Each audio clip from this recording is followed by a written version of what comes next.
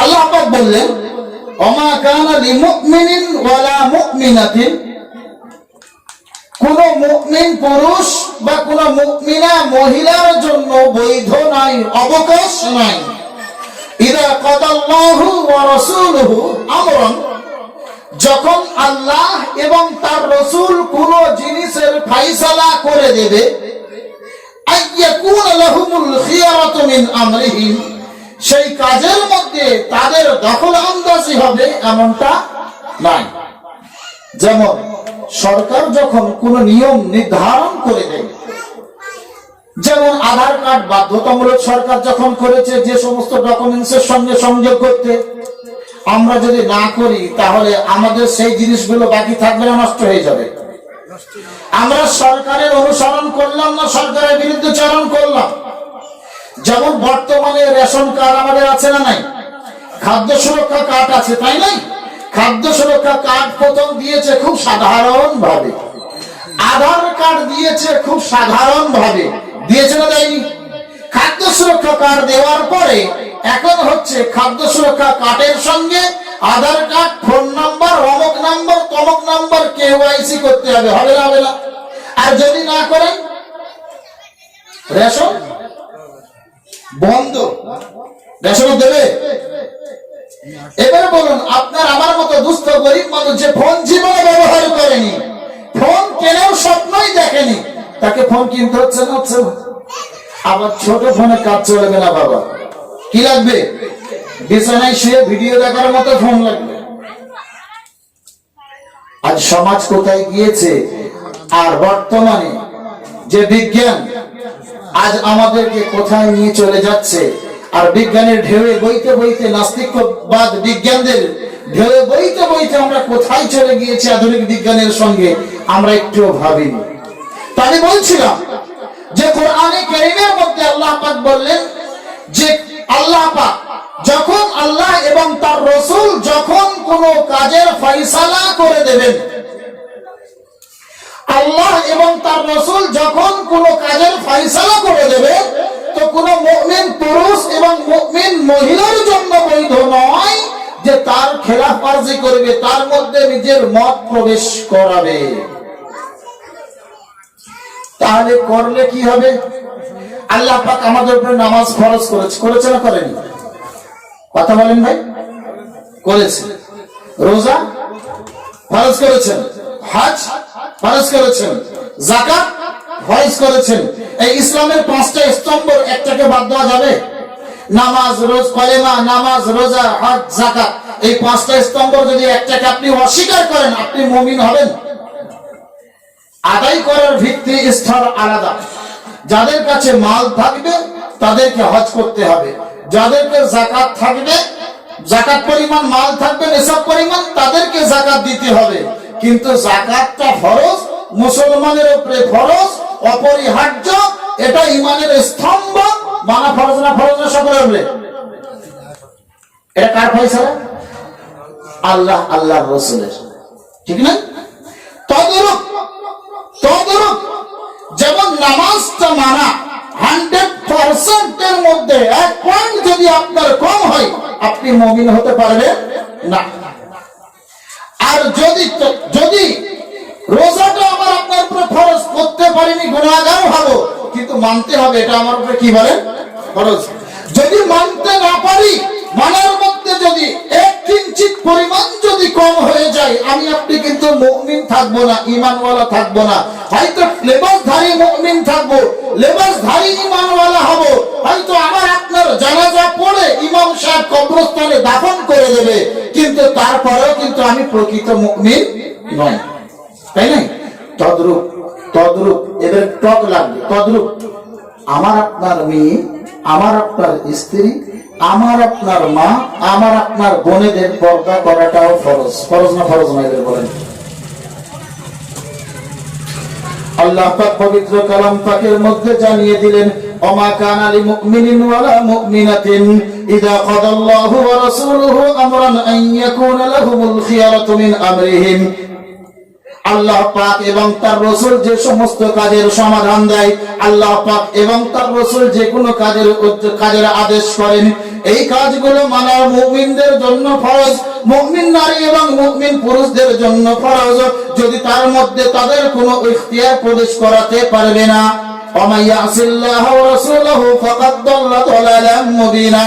যদি তাদের মধ্যে থেকে মহিলা এবং পুরুষ কেউ যদি আল্লাহ এবং রাসূলের নাফরমানি করে, অর্থাৎ এই সমস্ত আদেশগুলোকে অস্বীকার করে, ফাকাদ দাল্লা দালালাম মুবিনা, নিঃসন্দেহ সে দূরের পথভ্রষ্ট হয়ে যাবে, তার পথভ্রষ্টতার ঠিকানা খুঁজে পাওয়া যাবে না। কার হুকুম এটা? আল্লাহর হুকুম। অর্থাৎ আল্লাহর ফয়সালা যেটা হবে সেটা মানা আমার আপনার জন্য ফরজ। তার মধ্যে আমার আপনার কারোরই মত প্রবেশ করানো যাবে না। এবং যদি আমরা কেউ মত প্রবেশ করাই তাহলে আল্লাহ এবং রাসূলের নাফরমানি করলাম, আর আল্লাহ এবং রাসূলের যারা নাফরমানি করবে আল্লাহ পাক বলেন ফাকাদ দাল্লা দালালাম মুবিনা, নিঃসন্দেহ সে দূরের পথভ্রষ্ট হয়ে গেল, তার পথভ্রষ্টের ঠিকানা কোথায় গিয়ে পড়ছে সে নিজেই বুঝতে পারবে না। এখন যে পর্দার হুকুম তো এখানে নাই। আল্লাহ পাক যে এই আয়াতটা নাযিল করেছেন সূরা আহজাব, এটা পর্দার মধ্যে, পর্দার বিধানের মধ্যে।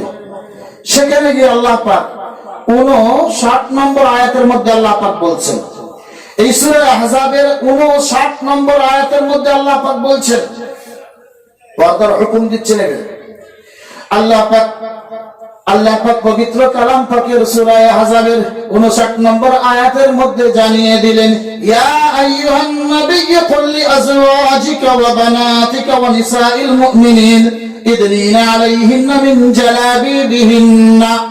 আল্লাহ পাক বলেন, হে নবী, কুল লি আজওয়াজিকা, আপনি আপনার বিবিদেরকে জানিয়ে দেন, কুল লি আজওয়াজিকা ওয়া বানাতিকা, আপনি আপনার বেটিদেরকে বলে দেন, আপনি আপনার বিবিদেরকে বলে দেন।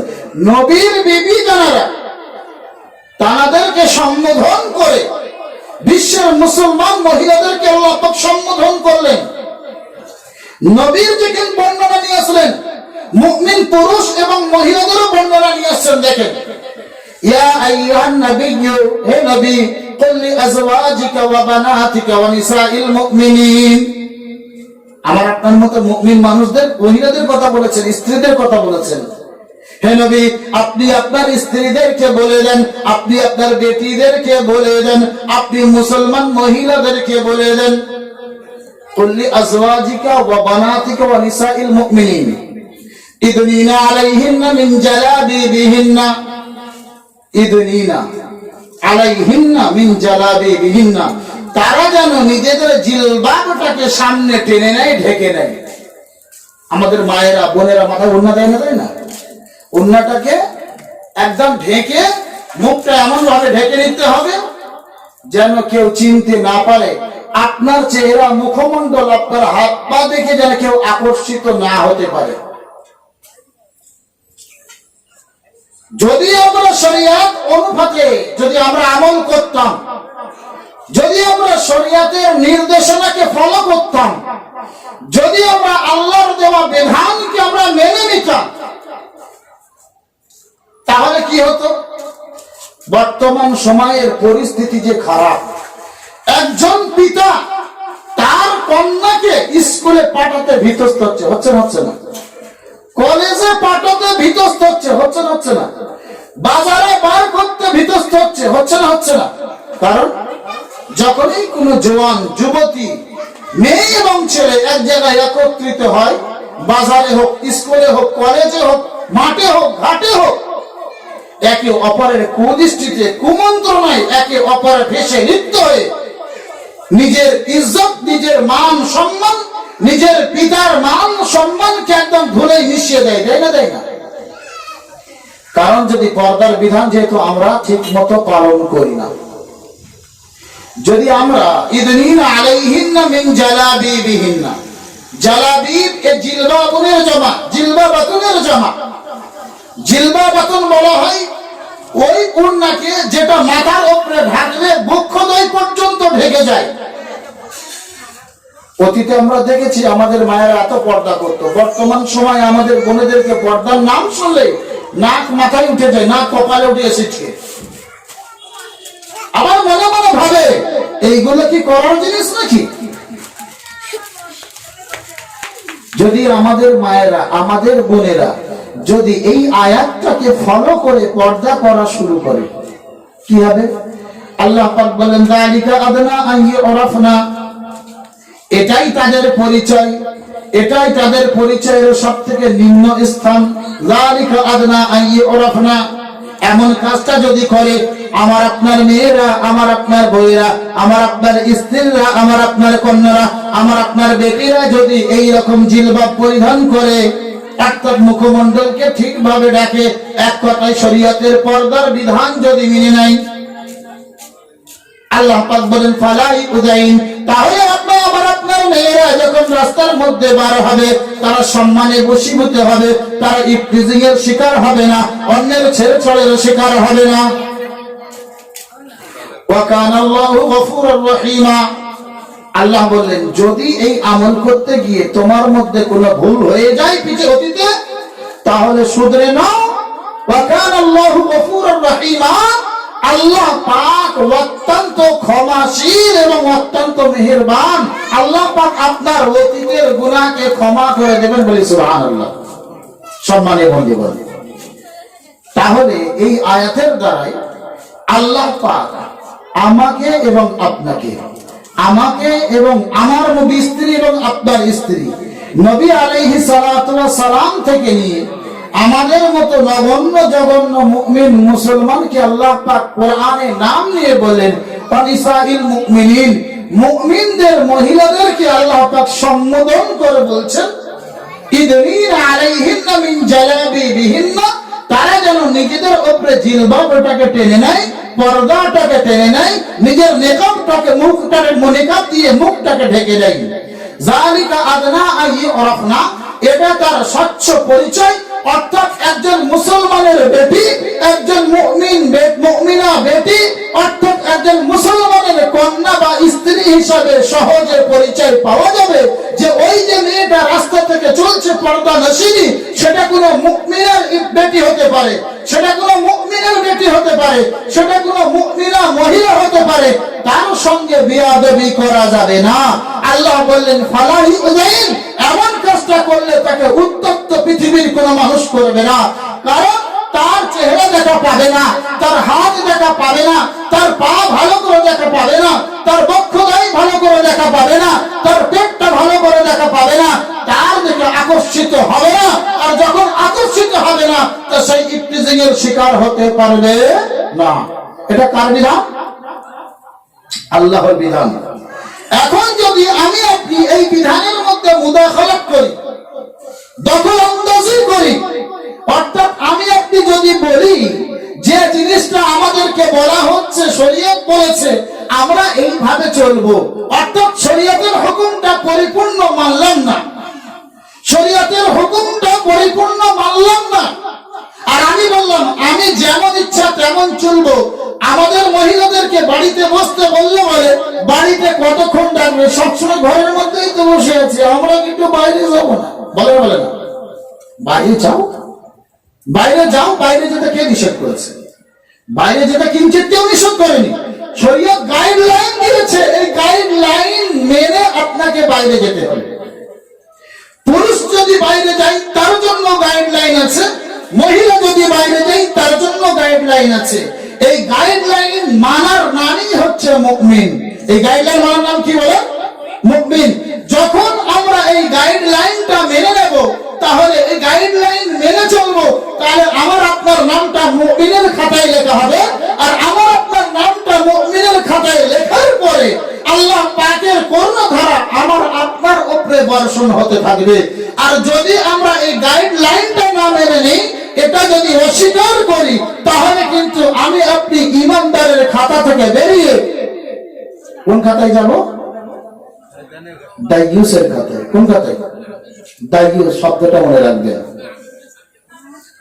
এটা আমার ভাষা নয়, রাসূলের ভাষা। দায়ুস বলেছি, দায়ুস। কাফের হলে আলাদা বিষয়, মুশরিক হলে তার বিচার আলাদা, আর দায়ুস হলে তার বিচার আরো কঠিন। এখন বলবেন হুজুর মহিলাদেরকে আল্লাহ পাক বাড়িতে থাকতে বলেছেন, বাইরে বেরোতেও বলেছেন। এ সম্পর্কে কোরআনের কোন দলিল আছে না নাই? আছে। আল্লাহ পাক মহিলাদেরকে বলছেন, তোমরা বাড়ির মধ্যে অবস্থান করো, স্বগৃহে অবস্থান করো। তোমরা প্রাচীন জাহিলি যুগের মহিলাদের মতো বাইরে নিজেদেরকে প্রদর্শন করে বেড়ানো ছেড়ে দাও। জাহিলি যুগের মহিলারা কিভাবে পরিদর্শন করে বেড়াতো, নিজেদের পরিদর্শন করাতো? বিভিন্ন ধরনের সাজগোজ নাজায়েজ, যেগুলো শরিয়াতের হুকুম সেগুলো না মেনে, অর্থাৎ তাদের দৃষ্টিভঙ্গি শরিয়াতের দৃষ্টিভঙ্গির থেকে একেবারে ভিন্নতা ছিল। নগ্নতা, বেহায়াপনার সঙ্গে পুরুষরা মহিলাদের ড্রেস, মহিলারা পুরুষদের ড্রেসে আবৃত করতো, নিজেদেরকে ঢেকে দিত নিজেদেরকে। মহিলারা বাইরে গিয়ে চুল খেলিয়ে, মহিলারা বাইরে গিয়ে নিজেদের সমস্ত অঙ্গ প্রত্যঙ্গকে পরিদর্শন করে পুরুষদেরকে আকর্ষিত করতো আইয়ামে জাহিলিয়াতে। জাহিলি যুগের মহিলারা নিজেদেরকে এইভাবে আকর্ষিত করত, আর পুরুষরা তাদের ফাঁদে পা দিয়ে বিভিন্ন সময়ে বিভিন্ন জিনা, বিভিন্ন ব্যভিচারের মধ্যে লিপ্ত হয়ে যেত। আর এই উভয়ের প্রতি আকর্ষিত হয়ে লিপ্ত হওয়ার পরে তারা প্রত্যেকে জাহান্নামের জ্বালানি হয়ে যেত, অত নিজে বুঝতে পারত না। আপনি বলবেন কোরআনে বর্ণনা আছে? বলছে হ্যাঁ, এই সূরা আহজাবের 33 নম্বর আয়াত।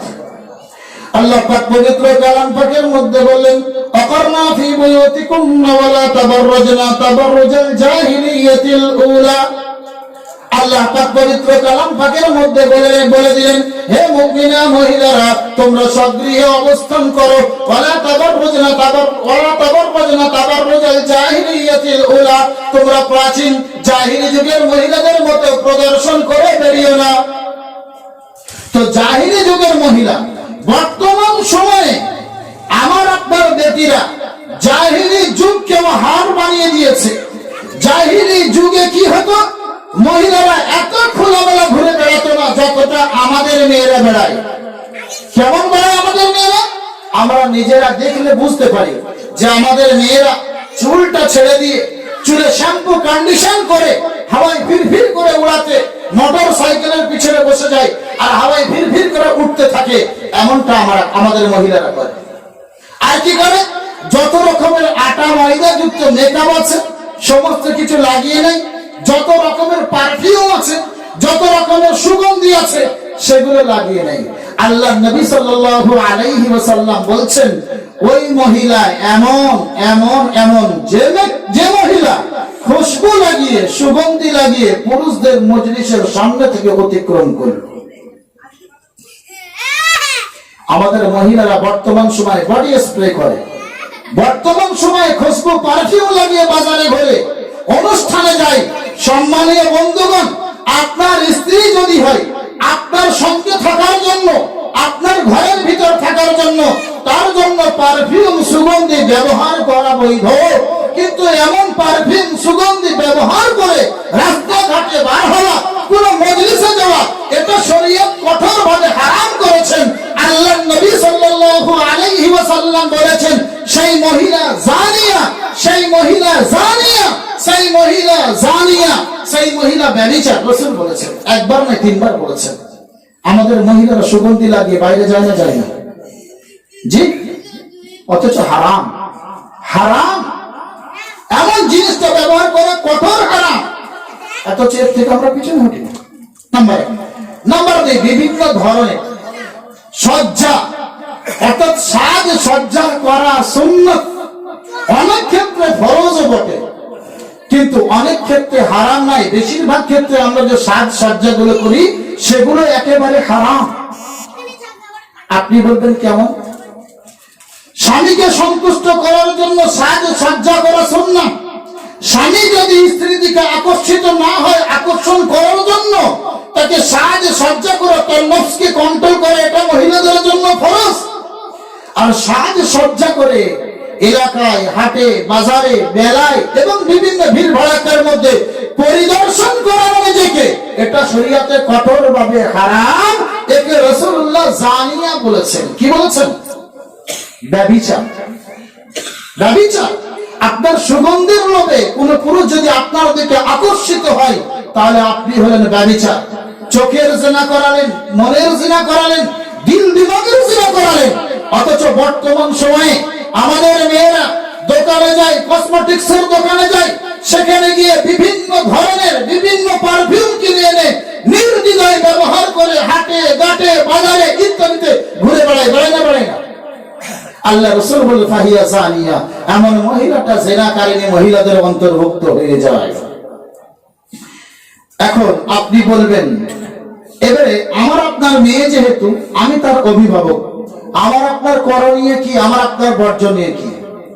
আমার আপনার মেয়েকে যেহেতু ছোট্টবেলা থেকে শরীয়তের পন্থা হিসাবে আমরা তাদেরকে লালিত পালিত করিনি, সেই কারণে সে আস্তে আস্তে অভ্যস্ত হয়েছে। আমাদের বাড়িতে সন্তান রয়েছে, কন্যা সন্তান রয়েছে, স্ত্রী রয়েছে, তাদেরকে আমরা ওইভাবে বাইরে বার করি না, বরং শরীয়তের গাইডলাইন মেনেই বার করার চেষ্টা করি। আপনার শুধু নয়, ইনশাআল্লাহ 100% চেষ্টা করি। আপনারা আমাদের ভাই, আপনারা আমাদের মুমিন ভাই, ঈমানওয়ালা ভাই। তো ঈমানওয়ালা ভাই একজন যদি জান্নাতে যায়, তো আরেক ভাইয়ের দায়িত্ব হচ্ছে অন্যকে জান্নাতে যাওয়ার জন্য দাওয়াত দেওয়া, ঠিক না ভুল?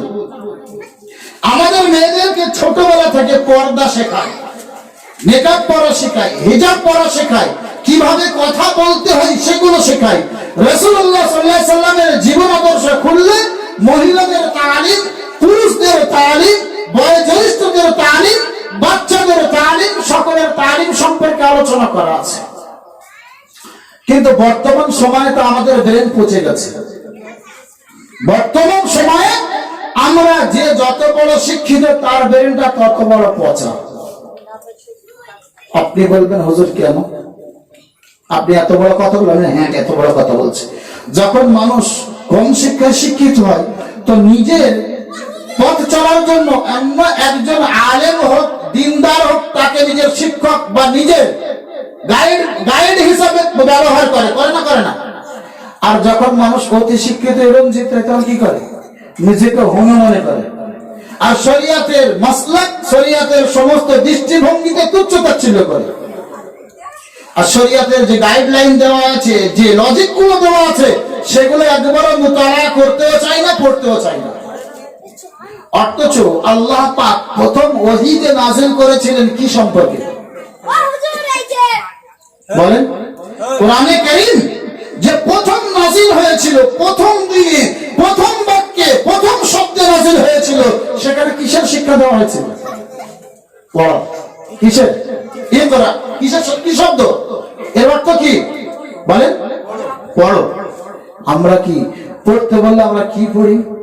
বিভিন্ন রকমের গল্পের বই পড়ি, শরিয়াতের মাসলা মাসালের বই পড়ি না।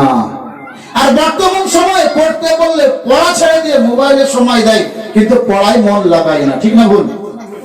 আপনার ব্রেনকে আল্লাহ পাক তৈরি করেছেন, আপনার ব্রেনকে আল্লাহ পাক বানিয়েছেন অফুরন্ত নিয়ামত দিয়ে। আপনি যদি যাচাই করতে চান, আপনাকে পাগলখানায় যেতে হবে, পাগলাগারদে যেতে হবে, মানসিক হসপিটালে যেতে হবে, গিয়ে দেখবেন যে আপনার ব্রেনটা তার থেকে কত ভালো আছে। আমরা যে কথা বলি না, দাঁত থাকতে দাঁতের মর্ম বুঝি না। একটা দাঁত, আমাদের যে দাঁত গুলো আছে, প্রত্যেকটা আল্লাহর মহান নিয়ামত, আমরা এর কদর করছি না। যখন একটা দাঁত পড়ে যাবে, তারপর বুঝে আসে যে ওই দাঁতটা বানাতে গেলে কতটা সময় লাগে, কতটা টাকা লাগে, কতটা পেরেশানি লাগে। তারপরে আল্লাহর দেওয়া দাঁতের মতো হয় না। হয় কি? হয় কি? একটা দাঁত যদি, যেমন আমাদের দাঁত গুলো বসানো আছে পাটির সঙ্গে, হাড়কে ভেদ করে হাড়ের সঙ্গে পাথরের জয়েন্ট দিয়ে আল্লাহ পাক জন্মগত সূত্রে বানিয়েছেন, তদ্রূপ যদি আমরা এখন বানাতে চাই, কেউ বানাতে পারবে না। তারপরে সেই একটা দাঁতের দাম 35-40 হাজার টাকা চাই, তারপরেও তেমনটা হয় না। আপনি গিয়ে ডাক্তারখানায় যাচাই করে দেখবেন। আমরা আমাদের ব্রেন আল্লাহ পাক দিয়েছেন কি জন্য? আমাদেরকে উলুল আলবাব বলা হয়েছে, জ্ঞানী সুধী মানুষ বলা হয়েছে আল্লাহ পাকের পক্ষ থেকে। আমরা আকলওয়ালা বলা হয়েছে, জাবিল উকুল বলা হয়েছে। আমরা কিন্তু আমাদের আকলকে কাজে লাগাই না। আকল অর্থাৎ জ্ঞানকে কাজে না লাগিয়ে আমরা পায়দল হাঁটা শুরু করে দিই। জ্ঞানকে কাজে লাগাতে গেলে শরীয়তের কিতাবগুলো মোতালা করতে হবে, শরীয়তের কিতাবগুলো পড়তে হবে, গাইডলাইন গুলো নিতে হবে। আর শরীয়ত রাসূলুল্লাহ যেভাবে বলেছেন, আল্লাহ পাক যেভাবে বলেছেন, সেইভাবে আমি আমার সন্তানদেরকে মানুষ করব, আমি আমার পরিবারকে বানাবো, আমি আমার বিবিদেরকে পরিচালনা করব, আমি আমার কন্যাদেরকে পরবরিশ করব, আমি আমার বাড়ির বউদেরকে গাইডলাইন দেব। ইনশাআল্লাহ আমার আপনার জীবন এই আদর্শে আদর্শিত হওয়ার কারণে জীবনটাকে জান্নাত বানিয়ে দেবেন কে? আল্লাহ। কিন্তু আমরা তা শুনি না। আমাদের মেয়েরা বিভিন্ন আকারে বাইরে চলে যাচ্ছে, বিভিন্ন প্রবণতায় বাইরে চলে যাচ্ছে। আমাদের পুরুষেরা, আমাদের সন্তানরা বিভিন্ন ভাবে বিভিন্ন দিকে খারাপ রাস্তায় চলে যাচ্ছে। আমরা তাদেরকে মানা করছি না। মানা যদি করি, ভয় করে করি। কি ভয় করি? মানা করলে যদি না শোনে, বাবা মানা করলে যদি আমার মেয়েটা রাগ করে, যদি আমার বউটা রাগ করে, বলতে যদি বলি যে হুজুর কালকে বয়ান করে গেছে পর্দা সম্পর্কে, তোমাদেরকে পর্দা করতে হবে, যদি কঠিন ভাবে বলি তাহলে হয়তো বউয়েরা আমাদের সঙ্গে বিচ্ছেদ করবে, কোর্ট ডিভোর্স দিয়ে দেবে। দিচ্ছে না? এই ভয় করে আমরা মনে বাস করি। এই ভয়টা এসছে কোথায় থেকে? এই কাপুর সত্যটা এসছে কোথায় থেকে? শুরু থেকে শরীয়তকে না মানার কারণে, শরীয়তের গাইডলাইন না নেওয়ার কারণে, শরীয়তের শিক্ষা না নেওয়ার কারণে। আর যখন আমরা এমনটা করব, অর্থাৎ আমার সামনে আমার বাড়ির বউ শরীয়তকে খণ্ডন করে, শরীয়তকে লঙ্ঘন করে বাজারে ঘুরে বেড়াবে, অন্যান্য মেলা পর্বত মেলা এবং অন্যান্য উৎসবে যাবে, তাহলে আমি মানা করতে পারবো না, আমি মানা করব না। এমনটা যদি আমার মন মানসিকতা থাকে, তাহলে শরীয়ত আমাকে বলেছেন দায়ুস। কি বলেছেন? দায়ুস। আর দায়ুসের ঠিকানা কোথায়? আল্লাহ নবী সাল্লাল্লাহু আলাইহি ওয়াসাল্লাম বলেন, আদ-দায়ুস লা ইয়াদখুলুল জান্নাহ। হে রাজাপুরের মানুষেরা শুনে রেখে দাও, আল্লাহ নবী সাল্লাল্লাহু আলাইহি ওয়াসাল্লাম আমার আপনার ভবিষ্যৎবাণী করে দিয়ে গিয়েছেন যে এক যুগে এমন আসবে যে যুগের পুরুষেরা মহিলাদের লেবাস ধারণ করবে, মহিলাদের পোশাক ধারণ করবে, যে যুগের মহিলারা পুরুষদের পোশাক ধারণ করবে, পুরুষদের পোশাক পরিধান করবে। আবু হুরায়রা রাদিয়াল্লাহু তাআলা আনহু বলেন, আল্লাহর নবী সাল্লাল্লাহু আলাইহি ওয়াসাল্লাম বলেন, লা'নার রাজুলা ইয়ালবাসু লিবসাতাল মারআ। আল্লাহর রাসূল ওই পুরুষের উপরে অভিশাপ করেছেন যে পুরুষ মহিলাদের লেবাস পরিধান করে, এবং ওই মহিলার উপরে অভিশাপ করেছেন যে মহিলা পুরুষের লেবাস ধারণ করে। মহিলাদের জন্য পায়ের যে গোরকাট আছে না আমাদের, এই গোরকাট ঢাকা কিন্তু ফরজ। যদি গোরকাটের উপরে যদি কি থাকে, কাপড় থাকে, এই অবস্থায় নামাজ পড়েনি, এই নামাজ গ্রহণ হবে না, নামাজ হবেই। তদ্রূপ যদি একটা চুল, দুটো চুল বেরিয়ে থাকে, কথা বুঝতে পারছেন? নামাজ অবস্থায় চুল বেরিয়ে আছে, তাহলে এই নামাজটাও হবে না। এটা নামাজ তো ঘরের ভিতর পড়ে, সেখানে এই অবস্থা। যদি হাত এতটা বেরিয়ে থাকে, সেটা বেরিয়েই আছে, এই নামাজও গ্রহণ হবে না, এই নামাজটাই হলো না। আর আমাদের মহিলারা বাইরে বেরোয় কিভাবে বলেন? জি, বাইরে বেরোয় পুরুষের জন্য টাকনোর উপরে কাপড় পরা, এই গোরগাঁটের উপরে কাপড় পরা ফরজ। পুরুষ পড়ছে গাঁটের নিচে, তাই না? ভুল বলছি? আর মহিলাদের জন্য গাঁট ঢেকে, এই গাঁট গুলো ঢেকে, গেরোগুলো ঢেকে কাপড় পরা ফরজ। মহিলার পড়ছে গাঁটের উপরে না হাফ প্যান্ট, হট প্যান্ট বলে, হট প্যান্ট বলে তো, হট প্যান্ট। আমাদের মহিলারা পরে চুস, আবার কি বলে জেগিংস, লেগিংস, জেগিংস, আর না জানি টি শার্ট ইত্যাদি। এগুলো কি মহিলাদের লেবাস? জি, পুরুষের লেবাস মোটামুটি ভাবে হবে শরীরের সঙ্গে স্পর্শ মতো, আর মহিলাদের লেবাস হবে ঢিলে ঢালা ম্যাক্সি মতো। বর্তমানে মহিলারা পড়ছে।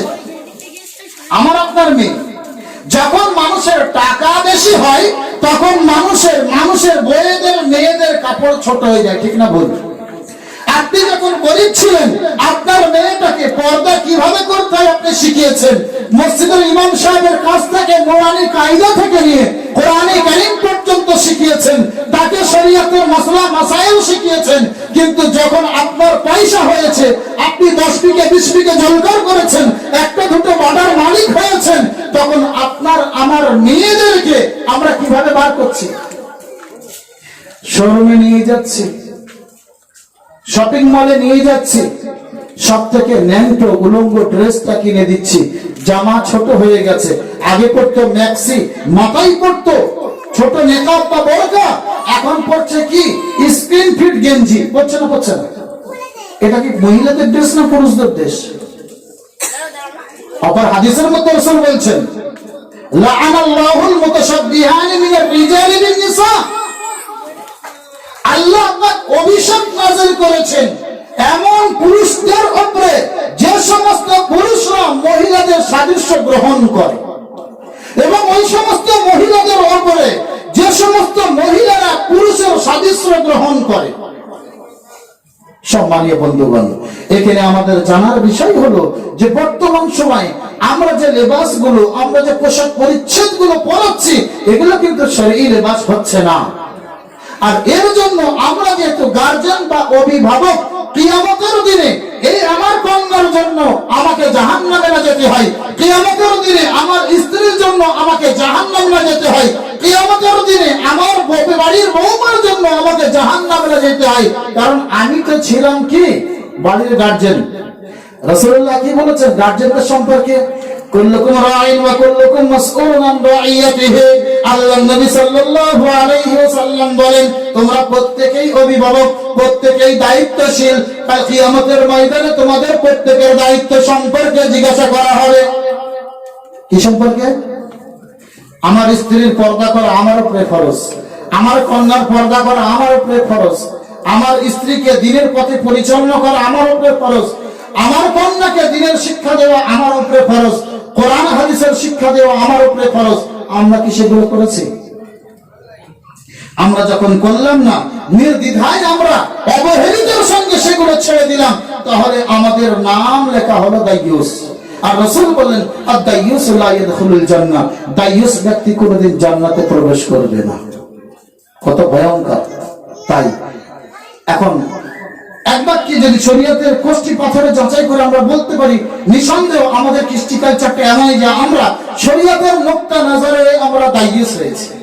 তাহলে আমাদের কাছে তওবা করতে হবে, আল্লাহর কাছে কাঁদতে হবে যে আল্লাহ আমরা যেটা ভুল করেছি, যেটা আমাদের ভুল আপনি ক্ষমা করেন। আল্লাহ তো বলেছেন ওয়াকানাল্লাহু গফুরুর রহিমা, আল্লাহ পাক অত্যন্ত ক্ষমাশীল এবং মেহেরবান। আল্লাহ পাক ক্ষমা করবেন এবং মেহেরবানি ও দয়া করবেন। সুতরাং আমাদের বাচ্চাদেরকে শরীয়তের অনুকূলে জীবনযাপন যদি করাই, আমার আপনার জীবনটা জান্নাত বেনে যাবে। বর্তমান সময়ে আমরা আমাদেরকে বলতে পারি, আমাদের ইনকাম খুব বেশি না হলেও আমরা আমাদের সন্তানদেরকে দিনদারির সঙ্গে নিয়ে বসবাস করছি, কোনো ঝামেলা নেই। না জমি জায়গার কোনো ঝামেলা হচ্ছে, না পারিবারিক কোনো ঝামেলা হচ্ছে, না স্বামী স্ত্রী অমিলাপ হচ্ছে, না নিজের সন্তান কথা শোনেনি, এমনটা হয় না। আর যখনই আমরা কি করবো বলেন, যখনই আমরা কিন্তু এটা ক্রস করব, সঙ্গে সঙ্গে কিন্তু তারা দুনিয়ার কালচারের সঙ্গে লেগে গিয়ে দুনিয়ামুখী হয়ে আমাদের সঙ্গে বিবাদ ঘটাতে তারা বাধ্য হবে। তাই আমরা প্রত্যেকে এখানে বসে তওবা করি যে আজ থেকে আমরা বাড়িতে যাব, আমাদের স্ত্রীদেরকে বলবো, বোঝাবো যে আল্লাহ পাক তোমার উপরে পর্দা ফরজ করেছেন আমার দায়িত্বে, সুতরাং তুমি আমার কথা মেনে নাও, নয় কাল কিয়ামতের ময়দানে তোমার থেকে আমি বাড়ি থাকবো। এ কথার অন্তত যদি বোঝাই, আমার কন্যাকে বললো মা তুমি আমার কলিজার টুকরা সন্তান, তোমার দিকে কেউ প্রতিষ্ঠিত তাকালে আমার অন্তরটা জ্বলে পড়ে ছারখার হয়ে যায়, যেমন পৃথিবীর জগতে বাঁচতে গিয়ে আমার অন্তরটা জ্বলে পড়ে ছারখার হয়ে যায়, কাল কিয়ামতের ময়দানে ভয়াবহ আগুনে আমাকে জ্বলতে হবে। মা তুমি যদি পৃথিবীর অন্তরটা ঠান্ডা করতে চাও, আখিরাতের আগুনটা নিভাতে চাও, শরীয়তের দৃষ্টিতে জীবন যাপন করো, তোমার জন্য যা করতে আমি করতে রাজি আছি। এমন শিক্ষাটা যদি দিই, হৃদয় নিকড়ে যদি ভালোবাসা দিই, তো ইনশাআল্লাহ আমার সন্তান আমার আনুগত্য স্বীকার করবে, আমার সন্তান আমার পিছনে চলবে, আমার সন্তানকে আমি যখন বলবো তখন আমার কথা মানবে। আর তা না হলে কিয়ামত পর্যন্ত মুমকিন নয়।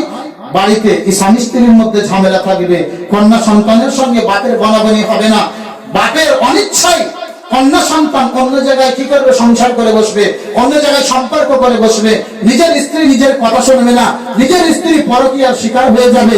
আর এমন করার পরে জীবনটা জাহান্নামের থেকেও বড় জাহান্নাম পৃথিবীতে হয়ে যাবে। তাই আসি আমরা প্রত্যেকেই প্রতিজ্ঞাবদ্ধ হই।